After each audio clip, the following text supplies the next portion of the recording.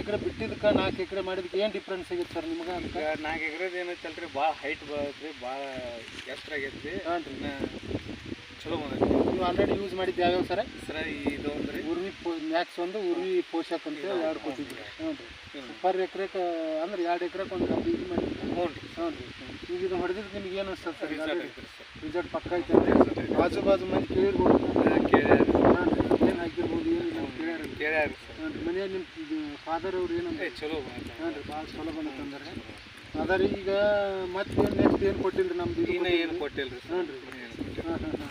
ಈಗ ನೀವು 2 ಎಕರೆ ಬಿಟ್ರಲ್ರಿ, ಡಿಫ್ರೆನ್ಸ್ ಕಂಡ ಹೆಂಗೆ? ಡಿಫ್ರೆನ್ಸ್ ಅದು ಹೈಟ್ ಬಂದಿಲ್ಲ ರೀ, ಸ್ವಲ್ಪ ತಳಿ ಸ್ವಲ್ಪ ಹೈಟ್ ಕಮ್ಮಿ ಐತ್ರಿ. ಆದ್ರೂ ಅದಕ್ಕೆ ಇದಕ್ಕೆ ಡಿಫ್ರೆನ್ಸ್ ಆಗೈತೆ.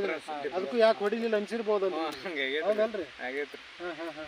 ಒಬ್ಬ ಹೊಡ್ಯಾಮ್ರಿ ನಾನು ಪಂಪ ಹಾಕ್ಲಿಲ್ರಿ, ಅದಕ್ಕಾಗಿ ಅದನ್ನ ಕಟ್ಟಿ ಬಿಟ್ಟು. ಕರೆಕ್ಟ್. ಈಗ ಕೆಲವೊಂದಿಷ್ಟು ಮಂದಿ ಕೆಲವೊಂದು ತಾವ್ಲಿ ಏನಂತಾರೆ, ರಿಸಲ್ಟ್ ಬಂದಿಲ್ಲ ಅಂತಾರೆ. ಅದಕ್ಕೆ ಉಳ್ಳಾಗಡ್ಡಿ ನಿಮ್ದು ಅಭಿಪ್ರಾಯ ಹಂಚ್ಕೊಂಡು ಸರ್ ಆಲ್ರೆಡಿ ಬಂದದ. ಕೆಲವೊಂದು ತಾವ್ಲಿ ಏನು ಮಾಡ್ಯಾರಿ, ರೈತರು ತಮ್ಮ ತಪ್ಪು ಇರ್ತೈತೆ. ನಾವು ಹೇಳಿದ್ 2 ಎಕರೆಗೆ ಒಂದು ಅವ್ರೆ 2 ಏನೋ ಮಾಡ್ತಾರೆ. ಹಂಗಾಗಿರ್ತದೆ. ನಿಮ್ಮಲ್ಲಿ ಈಗ ಹೆಂಗೆ ಅನ್ಸೈತ್ರಿ ರಿಸಲ್ಟಿಗೆ? ಉಳ್ಳಾಗಡ್ಡಿಗೆ ಯಾರು ಕೊಡ್ಬೋದು? ಮತ್ತು ನಮ್ಮ ಕಾಕ ಬಂದು ಕೊಟ್ಟಾರಪ್ಪ. ಇದೆ ಮನೆ ಅಂತ ರಿಲೇಟಿವ್ ಅದಾರ ಅಂತ ಹೇಳ್ತೀರಿ.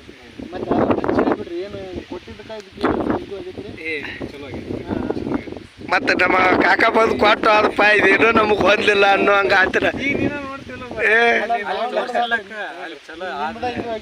ನಮ್ಗೆ ಇದು ಅನಿಸ್ತೈತ್ರಿ. ಅದ್ರ ಸಂಬಂಧ ನಾವು ವಿಸಿಟ್ ಕೊಟ್ಟಿದ್ದಿಲ್ಲ ನಿಮ್ಗೆ, ಆಲ್ರೆಡಿ ಬಂದು ಇದು ಮಾಡಿರಿ.